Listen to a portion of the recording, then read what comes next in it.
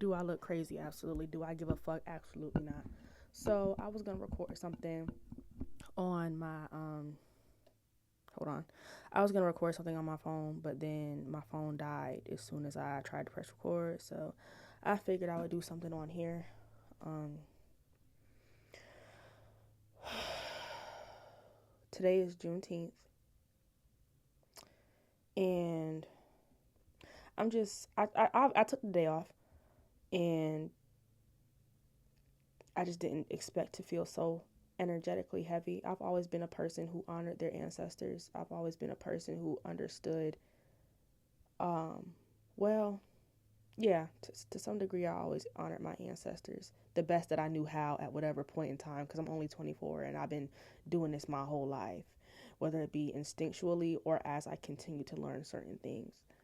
Um, so, with that in mind, where I am right now, I'm on a whole nother level of honoring my ancestors. And I think what some people that don't understand or have culturally forgotten in regards to honoring their ancestors is that there's a difference between ancestor worship and ancestor honoring. Um, it's a totally different thing. Um, you honor the way that they lived. You honor the way that they found joy in the smallest things. You honor the ways in which they lived so that you could be. And within your own struggles, you look to them for the blueprint to find your strength again because they've done it. And if anything, they've done it in even worse conditions, even worse events, even worse mental states of mind, even worse emotional turmoil. Not to ever downplay what anyone is going through in their present day, but I just know what they went through, especially with everything that was lost in history or that was just simply undocumented that happened to them, is completely undescribable. Um, I'm from upstate New York. Up there, it's a different branch of black culture that stems from there. Um, Everyone from New York is very proud to be from New York. There's a lot of beef in New York in regards to upstate, downstate, whatever. I don't really get into like the specifics of that. I think that shit is lame as fuck. Um, However, I enjoyed, and I still do enjoy, the culture that I grew up with and the subculture of black culture that I grew up with. But I will say that because of it, it was a disconnect with some of my elders who somehow came from the South and still carried their Southern accents, their Southern customs, their Southern ways of being. And me being born a Northerner, thick New York accent at one point in time, there was that disconnect where I was just like, oh, like they just some country bumpkins. I love them, but like I can't relate to them. And I think over time, because I was so happy and content and proud of New York black culture, I subconsciously put it a pedestal down from Southern black culture because I simply couldn't understand. And from what I seen of it, it was just tied to slavery, and I didn't want any ties to slavery. Um, Mind you, like I'm a child, and I take that into consideration in regards to my mindset.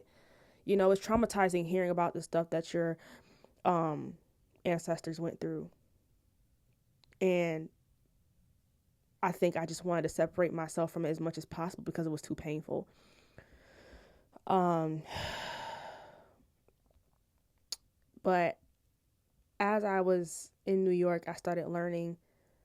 As I got older, I started learning more, and I started wondering, where do I come from? What are their customs and everything? And I went straight to the motherland. I went straight to Africa, and I caught myself trying to cling really hard to that. And even though that is a very accurate part of my identity as an African American, that's not where it ended, and that's not where we're currently at. but I still honor that as well. I honor those ancestors as well.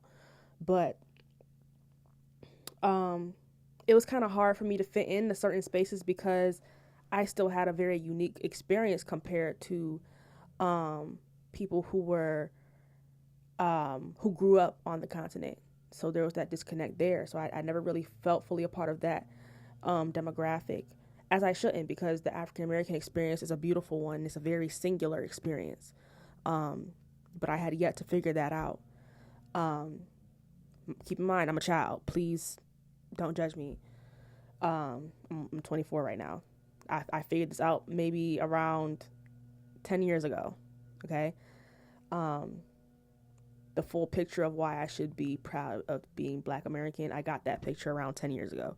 So I'm still very early in my development of trying to figure out who I am and what I have to hold on to that is worth being proud of. It was a journey, especially because it wasn't instilled in me through my parents. Because on my mom's side, my mom, she never talked to me about her side of the family. Those people are completely cut off. So it was hard for me to have any ancestral pride on that side. And the people that I did know, that ended up being not so good people, or just people who just didn't care to keep in strong contact with me. So I'm like, okay, well, they don't give a fuck about me, so I don't really give a fuck about them.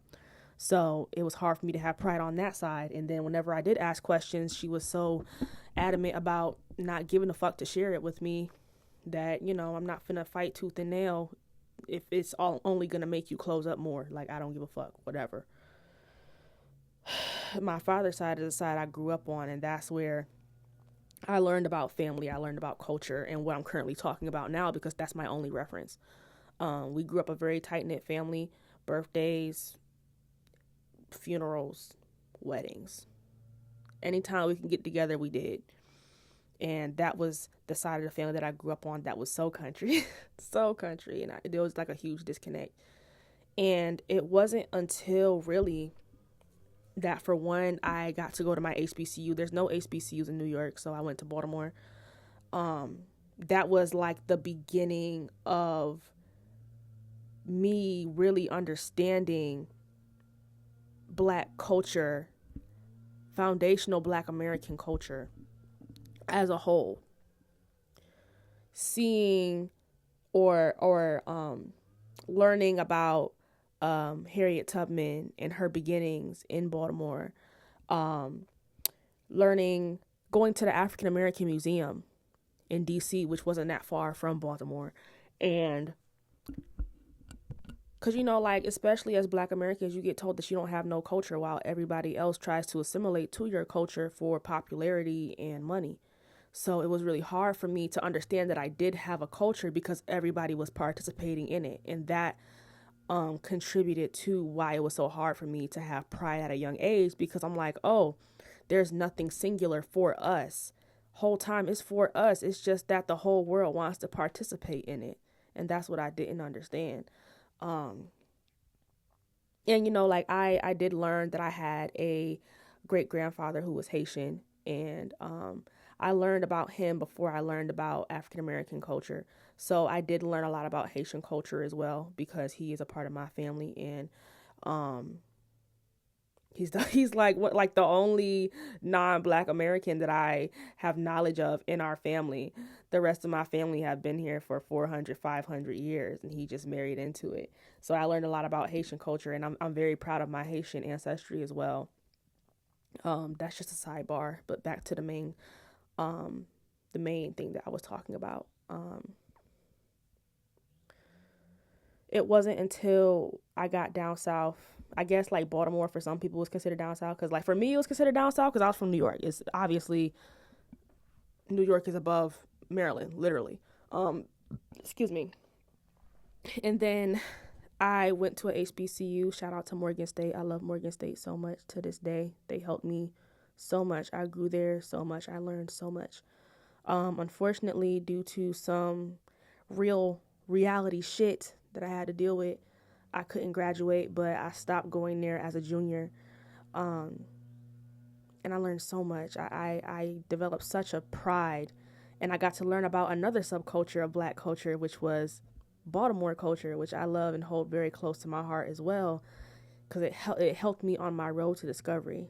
Now, COVID, I had to leave Baltimore, go down south to Georgia. That's when I found myself in a journey of coming home to myself, recognizing that these are where my roots are, and this is where it all started for me as African American. You'll hear me say Black American and African American. Well, you'll hear me say foundational Black American and African American interchangeably. Like, I know we have like a lot of names, Solani. You'll hear me interchange them a few different times. I'm intuitively talking. So don't get caught up in what the fuck I say, because I'm not even getting caught up in what the fuck I say. I'm intuitively just saying how I feel from the heart, and that doesn't get clouded with particulars, because it's from the heart. It took a while, I'll say that. Especially like going all the way down south as a New Yorker, it's a culture shock. You know, there's like this whole thing on Twitter of like, oh my God, these New Yorkers come down south and all they do is talk about how great New York is. If New York is so great, go to fuck back, blah blah blah. And I can understand that. I was never, well, when I first got down here, I was definitely like that. I'm not gonna lie. It wasn't like in a cocky way. I was just very proud of where I came from, and it was a culture shock, and certain things I could just never get behind. I mean, even to this day, there's certain things I can't get behind. Sometimes I don't want to say good morning to folks that I don't want to say good morning to just because it's polite. I don't want to. Like, I'm an introvert. It takes a lot of energy out of me, and some people do not deserve my hellos and good mornings. That's never gonna change. That's one thing that irked me about Southern living. Another thing was, like, when I had came down here, my brother was playing at football practice, and this group of girls was looking at me, and their faces didn't give friendly. It gave like sizing me up and down and like looking at certain stuff. So I'm like, all right, bro. I start tying up my hair and shit. I'm like, obviously they want to fight, because that's how I grew up. You can't look at a New Yorker for more than 3 seconds and expect them not to feel threatened, right? Because up there it's a really big threat. Down here, not so much. It could go either way, but it's not only that it can go that way. But that's where my mind was at. So I start like putting my hair up and shit like that, and putting my bag down and shit. They come up to me. All of a sudden, smiles pop up on their face, and they like, "Oh my God, we love your bag, we love your Crocs, we love everything. Like, you're not from here, are you?" And I'm like, "No, I'm from upstate. I'm just here supporting my brother. But I'm gonna be going back up to Baltimore in a few days. That's where I go to school, but I'm originally from New York." And they were like, "Oh, like, that's so cool. Like, are those Crocs like only in New York, or do you think they have them here?" I'm like, "I'm pretty sure they'll at least be on the website." But like, they were so genuine. I could read energy pretty fucking well. They were very genuine. And I was like, "Oh, maybe I'm the problem."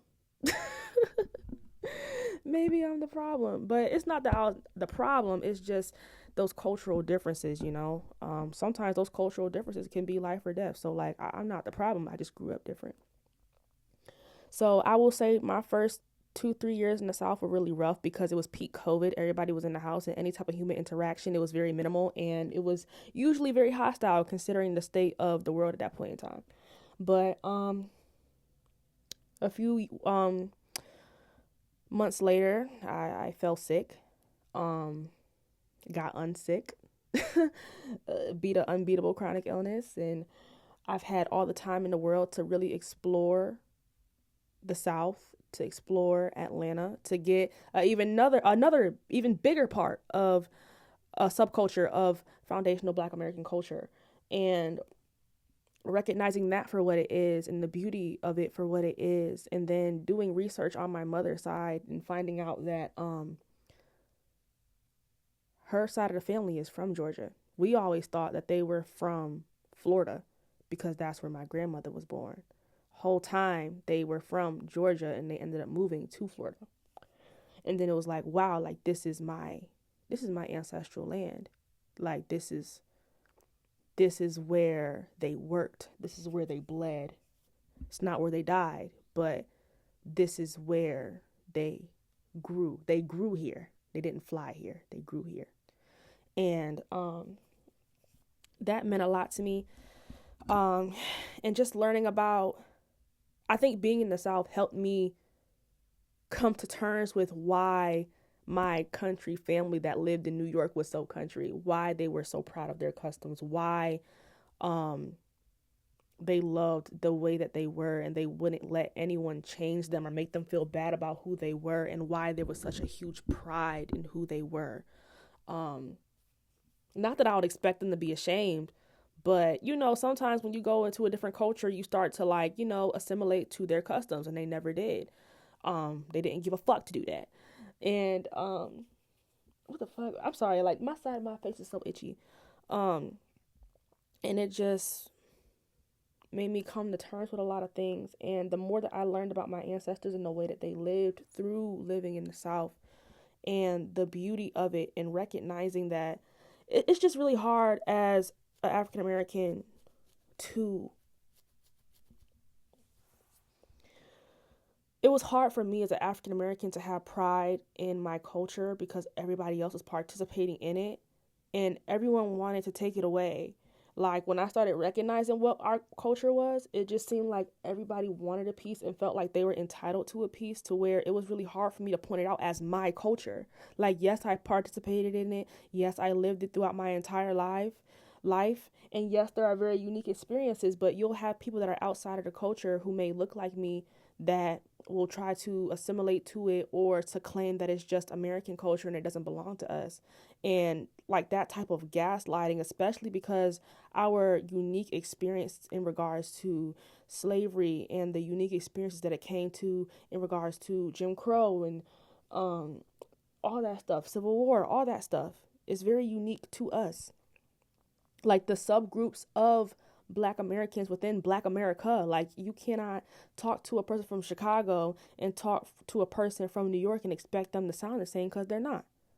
Like it's almost like tribes, right? And throughout my experience of my life, I've been able to honor certain tribes of Black American culture and recognize it as my own. As a whole, it's my own. On a sub level, some of it was not. I was a visitor and I was proud to be a visitor, and I was, you know, but ancestrally, me being in Atlanta, like this is my people's culture. Like this is where they grew at. They grew in Georgia. They grew in Alabama, Greenville, they Mobile, they Jacksonville, Florida. Um Shout out to Gullah Geechee culture as well, because my people would descend from them as well. Um, I've just learned so much, and I can't even explain it in a simple 20 to 30-minute video on how I feel right now. Um, but let's just say it's been a long road to figure out who I am as a foundational Black American, as someone who has very complex roots, as someone who didn't quite understand growing up in New York a lot about Southern culture and how that is our roots. I've never felt more at home than in the South, and that's because it's ancestral for me to feel at home here. And I guess it's kind of hard because in New York, I never felt like I belonged there. Where I'm from in upstate New York, it's a very small town. It's only known for the college that's there, but people that are not from there don't know what the fuck we go through up there. It's wild. It's small enough to where everybody knows everybody. So if you fuck up or if you do something embarrassing or if something goes down, everybody's going to know your business and everyone's going to treat you weird because of it. I was more so of an outcast up there. I didn't belong there. And when I came down south, I just finally found people who resonated with me, which I'm very grateful for. And that's what happens when you come home to your roots. And I will always be proud to be from where I am. But I will say, I don't care to shine a light on them. I don't care to do any of that, because when I tell you I felt so out of place there, I was so depressed people who visit there talk about how there's a dark cloud over that city, and it's very much so true, because when I had to go back for my grandmother's funeral or what have you, the energy that I felt there was just so cloudy and so dark, and it was like time stopped. And it's like, it's a lot of bullshit that goes on there too. Like, it's crime is high as fuck. I mean, like, not saying that crime isn't high here. I mean, it's like, it's Atlanta, but like, it's such a small town to where you have no choice but to be affected by it at any given moment, at any given time. It's not like, oh, the west side is so far away from the east or whatever. Like, it's very small. You can get to one side of my city, my hometown, within 10 minutes. So it's a very small town. I know I've hopped around a lot, but today, getting back on topic, I felt very heavy. It started off very happy, and then I felt really heavy. I went out into the rain. It was pouring raining like for the past like few days in Atlanta. Like, it'll rain super, super heavy, and then the sun will come out. Like, it's been like that for a few months now. Well, at least 2 months, 3 months. But I just heard my ancestors say, like, get out there, girl. Because they know I've been wanting to dance in the rain for a while. And I just got out there, and it just felt so good. I felt so happy. I felt so free. I remember I said, cleanse me, talking to the rain. And it poured even harder. And I came back inside. Immediately, the rain dried up. The sun came out, and that was that. And I just knew that they did that just for me. I know they did. I honor my ancestors in so many different ways, intentionally. And I know that they look out for me. I know that they watch over me. I know that they are my first line of defense in God's army for me on the other side. And some people might not agree with that, and that's completely okay. My experience is not your experience, and you are not ordained in the way that I am. People are ordained in certain ways to experience certain things. And if you can't understand what I'm talking about, that's fine. But I know that there are people out there who do. And I'm just very grateful. I'm grateful for the way that they lived. I'm grateful for the way that they loved. I'm grateful for the way that they grieved. I'm grateful for the ways that they choose me to heal through. I'm grateful for it all. And it's a heavy burden sometimes, because I went from feeling really happy to really heavy with shit that I know was not mine as an individual, but was mine on a very foundational DNA level, in which the study of epigenetics talks about how you can inherit trauma through those who came before you. I knew that it wasn't mine, but I knew that it was my family's. And I screamed and I cried and I felt so heavy. And I remember when I was done, I took care of myself. I took a shower. I got dressed. I wanted to honor them by talking about them in this video, so I did that as well. I love my ancestors of my greatest and highest good. I love them, and I know that they love me. They have showed up for me in ways that I can't even imagine. They have reminded me to keep God first. They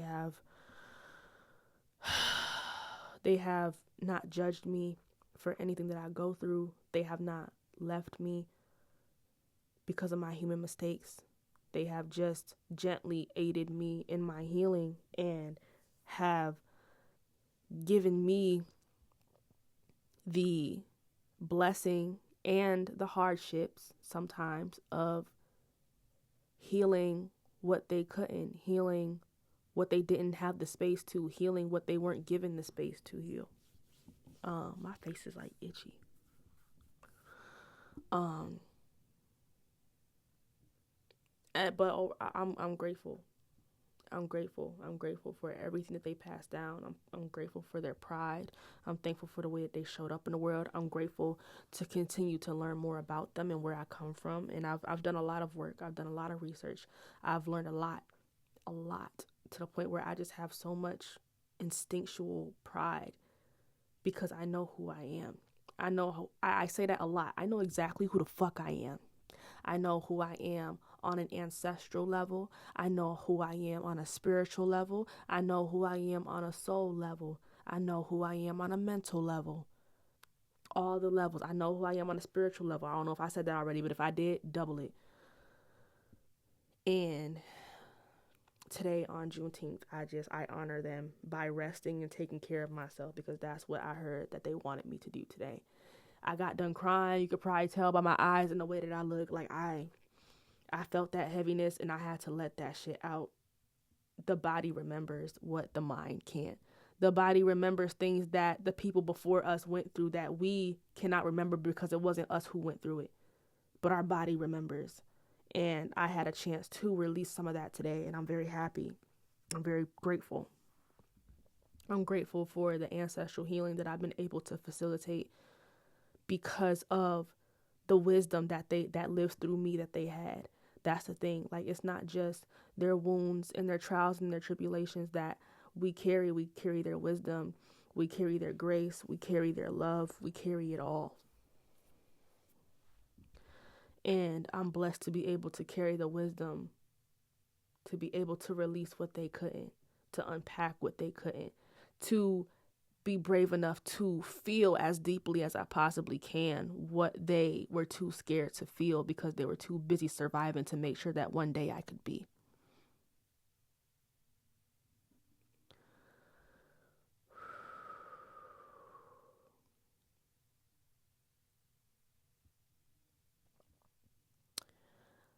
What I hope one day is that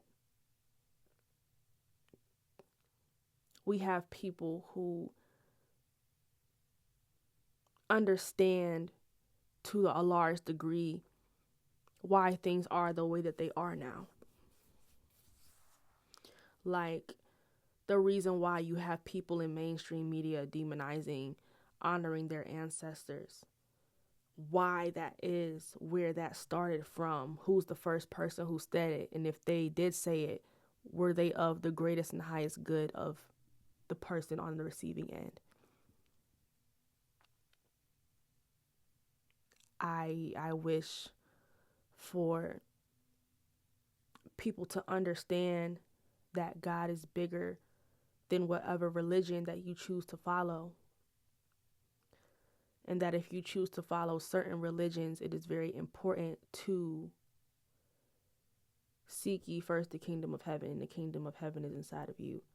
So to determine and decode for yourself first before seeking community with other people. Sit with yourself and understand what certain things mean to you. Discern the Bible for yourself first if that's what you choose to practice and believe in and stuff like that. Understand and bring light and acceptance to the fact that even if it brings you happiness, at one point it brought your ancestors pain. And recognizing and discerning for yourself what to keep and what to throw away, what was used to control and what was used to bring love into the world. What was used to keep you in mental bondage, which is way worse than physical bondage in certain ways. In certain ways.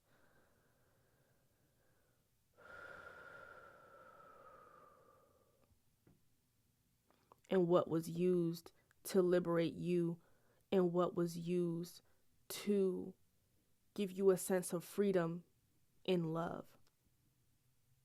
in oneness, in community.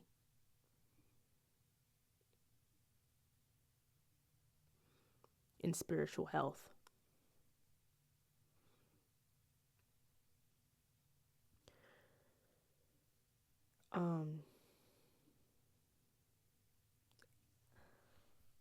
I got up today. My boyfriend ordered me pancakes. I said I want me a real Southern breakfast today. Mind you, he's Dominican, he's Cuban, and Jamaican, and he's so supportive. He's so willing to learn. He's so sweet. He bought me breakfast this morning, and um, was willing to sit and listen to me speak about a lot of things, and was just listening with this type of face. And then I told him, like, I gotta go. I feel really heavy. I don't know why I energetically feel this way, but I'm sure I'm gonna find out when I get off the phone with you. And I did. I did. I was told why I felt so energetically heavy, why I felt like crying, and what was going on. And it's what I just explained to you just now in regards to feeling what they couldn't, holding space for myself to feel what they didn't have the space to because they were too busy surviving, and being able to let it go, understanding that while it's not mine as an individual, it was my honor to release for the collective, for my ancestral collective. But I feel a lot better. I'm just gonna continue to take care of myself, continue to hold space for myself, and just take it really easy today. I wasn't expecting today to be so heavy, but I'm grateful.